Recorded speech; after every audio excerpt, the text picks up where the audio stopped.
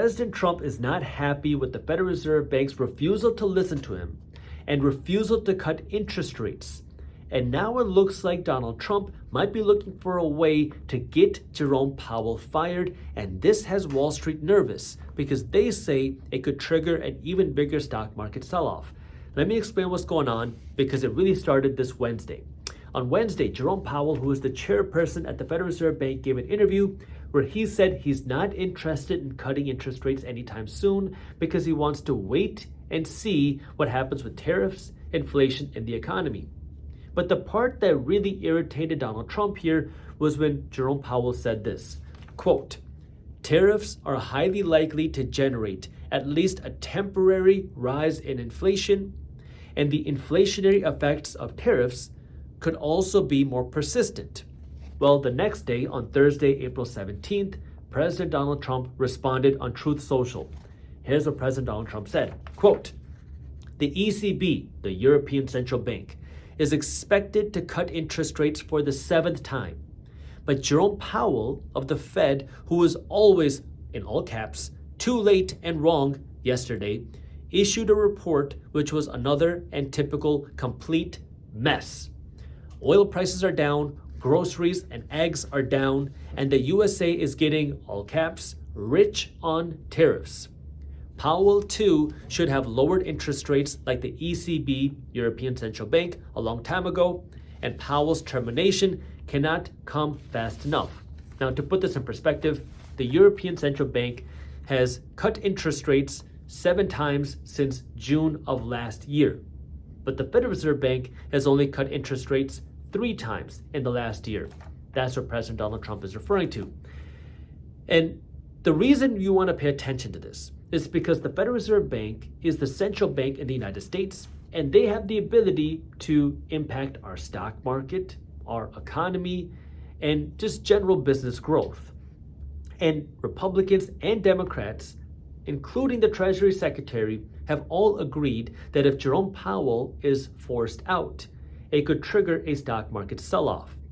Now, as a quick reminder, the President of the United States doesn't have the ability to directly fire the chairperson of the Federal Reserve Bank because although it's called the Federal Reserve Bank, it's actually not a bank. You and I can't go there to deposit money. It's not a reserve because they're not sitting on any cash reserves, and it's not federal. It's not technically a part of the United States government. But this is where Donald Trump is looking for alternatives because President Donald Trump last week filed a request with the Supreme Court, which could potentially create a path of getting Jerome Powell out. We'll see what ultimately happens with that. And President Trump also said that if he asked Jerome Powell to leave, he thinks that Jerome Powell will leave. We don't ultimately know what will happen with that because a few months ago, Jerome Powell said that he would not leave if Donald Trump asked him to leave. So we'll see what happens with that, but let me break all this down with how this affects you. As a reminder, we've broken all this down in Market Briefs. Market Briefs is my free financial newsletter where every day my team at Briefs Media publishes what's happening in things like the economy, the housing market, the stock market, the crypto market, and the global economy into a fun, witty, and easy-to-read newsletter. We have hundreds of thousands of investors that are reading Market Briefs every day. Plus, when you join Market Briefs, you'll also get access to our free investing masterclass that will give you a quick rundown of how you can start building wealth. So if you want to join Market Briefs for free and get the free investing masterclass, all you have to do is click the link down in the description below. So let's break this down. The Federal Reserve Bank is the entity that's in charge of controlling interest rates. And the reason why they change interest rates is going to depend on what's happening in the economy. More specifically, the Federal Reserve Bank follows what's called a dual mandate. They have to look at maximum employment and price stability.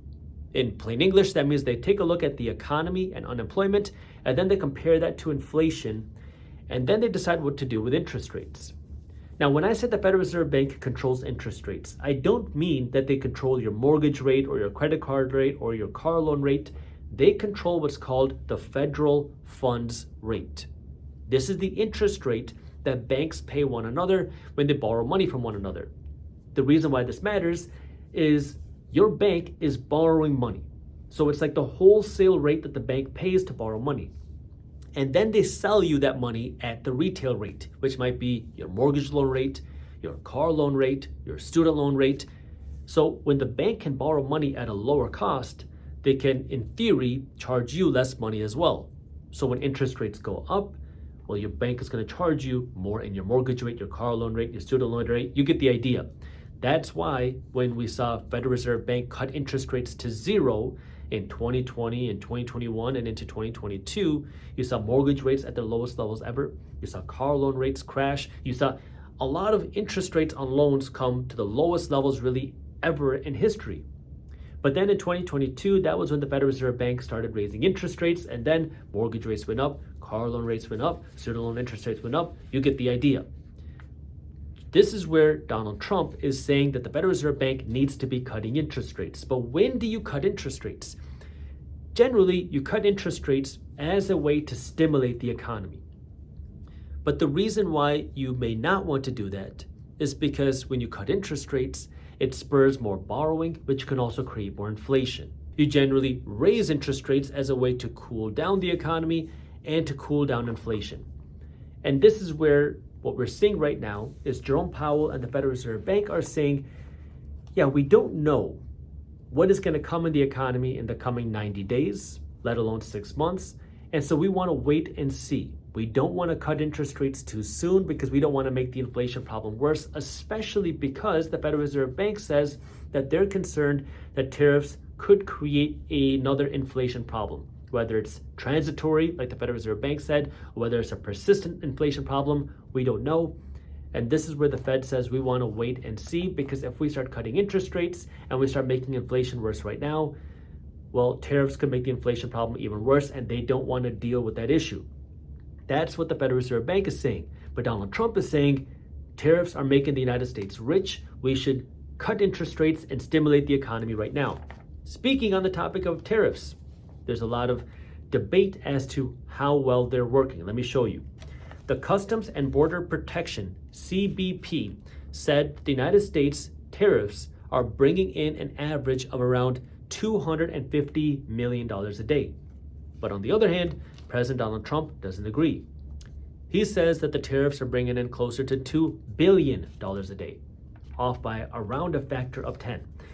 Well, we know that the tariffs are bringing in some sort of money. We just don't know exactly how much money, but that ultimately impacts the government and the United States government debt levels, not necessarily the individual level. Why am I saying that? Because if there's tariffs, that can impact how much money you pay at the grocery store, but it doesn't impact the amount of debt that you have unless you're obviously going into debt to buy your groceries. And this is where, let's go back to the Federal Reserve Bank. There's a lot of confusion as to why the Federal Reserve Bank should be cutting interest rates or should be raising interest rates. So let's just look at the numbers. The unemployment rate that we have right now is 4.2%. This is up from where we were 1 month ago when unemployment was at 4.1%. And the inflation rate is currently at 2.4%.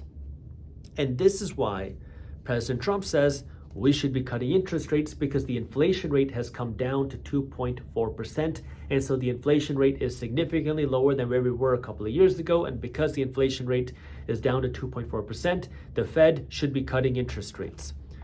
Well, this is where some people are saying that if we now start to see all these tariffs go into effect, the inflation rate will go up. And if the inflation rate goes up, the Federal Reserve Bank doesn't want to reignite more inflation by also cutting interest rates. So let's play this out. If it costs more money to build a house because there's tariffs on lumber or other housing parts, that could make housing more expensive.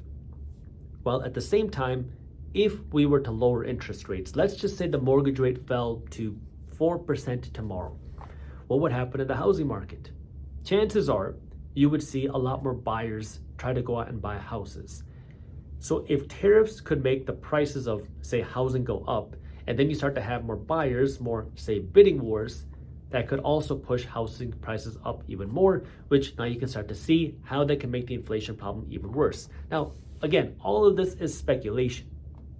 I just want you to be aware of what the Federal Reserve Bank is saying, what the government is saying, because we don't know what's going to happen. We know that Democrats, Republicans, even the Treasury Secretary of the United States have said that if Jerome Powell is forced out, it would create a shakeup in the economy and it could trigger a stock market sell-off. Now, of course, we don't know for sure, but this is what a lot of people have said. President Trump says that if he wanted to have Jerome Powell leave, he could just ask him to leave. But he's also made a statement with the Supreme Court to see if he can force Jerome Powell to leave. Jerome Powell says that he's not going to listen to what Trump says. He's not going to be pressured by any political party, and he wants to wait and see. So there's a lot of uncertainty. That's what I want you to understand. At the end of the day, we don't know what's going to happen. Everybody's got an opinion. I want you to just stay calm and be able to find the opportunity. This is why I keep saying the way that you build wealth is by being a long-term investor. There's a lot of day-to-day drama, there's a lot of day-to-day noise, but at the end of the day, the way you build wealth is by looking for the opportunity. You just got to know your strategy. Maybe that means you're just a long-term investor in the S&P 500 and you ignore all the noise. You just keep buying every week, every 2 weeks, and every month, and you ignore all the emotions. Great. Maybe you want to be a little bit more of an active investor. You find some companies that you want to invest in and just wait for a good buying opportunity. If you see a stock market sell-off, that could create a great buying opportunity for you. But for any of that to happen, you have to have the money to invest, which means you got to be smart with your money. Chances are we're going to see a lot of volatility in the coming days, weeks, and months and years. And if you have the money, if you're not spending all of your money and you have money to invest, that can give you the ability to go out and take advantage of good investment opportunities. But that requires you to, number one, have the money, number two, have the emotional control, and then number three, have an investment strategy that works for you. And again, if you want more help, you want more research, you can check out Market Briefs, my free financial newsletter for investors, and you'll also get the free investing masterclass as well. I have that link for you down in the description.